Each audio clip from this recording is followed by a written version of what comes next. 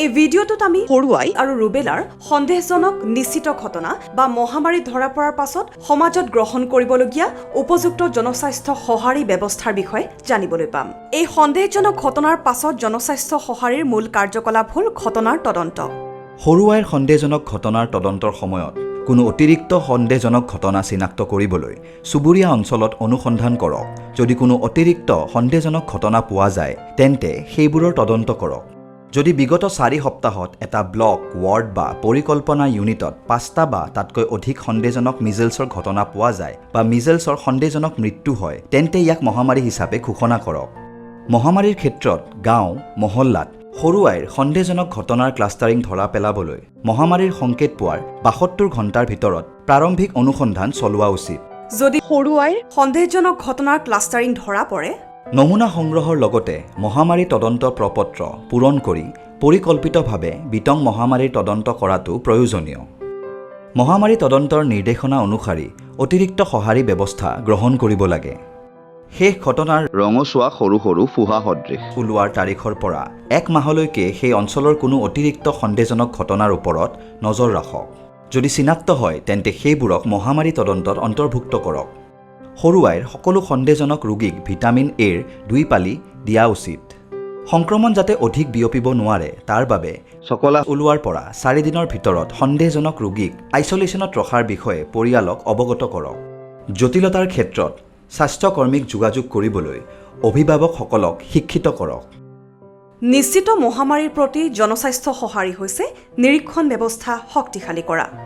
সক্ৰিয় নিৰীক্ষণ, নিষ্ক্ৰিয় নিৰীক্ষণ আৰু স্বাস্থ্য কেন্দ্ৰৰ যোগাযোগ বিশ্লেষণৰ জৰিয়তে নিৰীক্ষণ শক্তিশালী কৰাটো উচিত। স্থানীয় ফুটলাইন স্বাস্থ্যকৰ্মীসকলৰ দ্বাৰা অতি সোনকালে চুবুৰীয়া সমাজত এটা সক্ৰিয় ঘটনা সন্ধান চলোৱা উচিত যাতে সম্পূৰ্ণ গাঁও বা কমেও 200টা পৰিয়ালক সামৰি ল'ব পাৰি। ইয়াৰ উদ্দেশ্য হ'ল হামৰ অধিক অঘোষিত সন্দেহজনক ঘটনা বিচাৰি উলিওৱা, জটিলতা থকা শিশুসকলক চিনাক্ত কৰা আৰু বয়সৰ অনুপাতে ভিটামিন এৰ পালি আৰু প্ৰয়োজনীয় ৰেফাৰেল সেৱা প্ৰদান কৰা।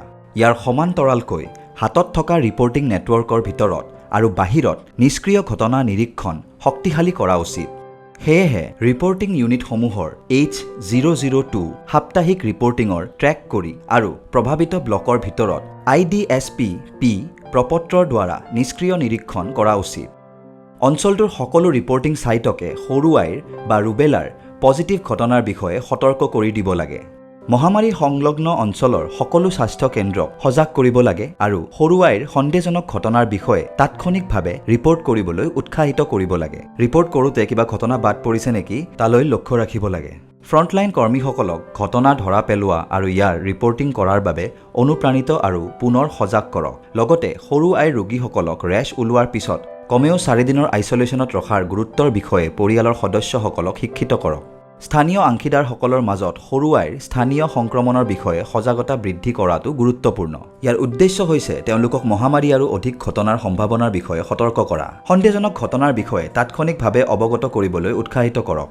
তেওঁলোকক পৰ্যাপ্ত কেছ মেনেজমেণ্ট আৰু সংক্ৰমণ প্ৰতিৰোধ তথা নিয়ন্ত্ৰণৰ সাৱধানতাৰ কথা সোঁৱৰাই দিয়ক। COVID-19ৰ উপযুক্ত আচৰণ বজাই ৰাখিবলৈ কওক। সমাজত সক্ৰিয় ঘটনা সন্ধান কৰাৰ সময়ত স্থানীয় চিকিৎসক, মন্দিৰৰ কৰ্মী, ধৰ্মীয় গুৰুসকলক আৰু আন যিকোনো স্থানীয় প্ৰভাৱশালী ব্যক্তিক হৰুৱাইৰ সন্দেহজনক ঘটনাৰ ৰিপৰ্ট কৰিবলৈ সজাগ কৰিব লাগে। স্বাস্থ্য কেন্দ্ৰৰ যোগাযোগ বিশ্লেষণৰ ওপৰত ভিত্তি কৰি যিবোৰ চিকিৎসালয় বা স্বাস্থ্য কেন্দ্ৰত ৰিপৰ্ট কৰাৰ সম্ভাৱনা আছে বা যিবোৰে ঘটনা ৰিপৰ্ট কৰিছে কিন্তু নেটৱৰ্কৰ অংশ নহয় সেইবোৰক ৰিপৰ্টিং নেটৱৰ্কৰ প্ৰমাণ ভিত্তিত সম্প্ৰচাৰণত অন্তৰ্ভুক্ত কৰাটো উচিত। হৰুৱাই ৰুবেলা ভেকচিনৰ MRCV1 আৰু MRCV2 দুটা পালিৰ বাবে বাদ পৰা ড্ৰপ আউট হোৱা সকলক ফ্ৰণ্টলাইন স্বাস্থ্যকৰ্মীসকলে চিনাক্ত কৰিব লাগে। প্ৰাপ্য সুবিধাভোগীসকলৰ তালিকা প্ৰস্তুত কৰিব লাগে আৰু তেওঁলোকক পৰৱৰ্তী নিয়মীয়া প্ৰতিষেধক কাৰ্যসূচীৰ বাবে সংগঠিত কৰিব লাগে। ৰোগৰ মহামাৰী থকা অঞ্চলত প্ৰয়োজনীয়তা ভিত্তিক অতিৰিক্ত নিয়মীয়া প্ৰতিষেধক কাৰ্যসূচীৰ বাবে পৰিকল্পনা কৰিব লাগে।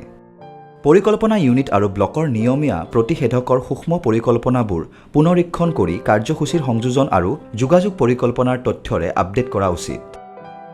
হৰুৱাইৰ নিশ্চিত ঘটনা হ'লে অভিভাৱকসকলক ডায়েৰিয়া, নিমনিয়া, কাণ আৰু চকুৰ সংক্ৰমণৰ দৰে জটিলতাসমূহৰ বিষয়ে শিক্ষিত কৰিব লাগে। কোনো জটিলতাৰ সন্দেহ হ'লে তেওঁলোকৰ শিশুটিক স্বাস্থ্য কেন্দ্ৰ বা চিকিৎসালয়লৈ লৈ আহিবলৈ পৰামৰ্শ দিব লাগে।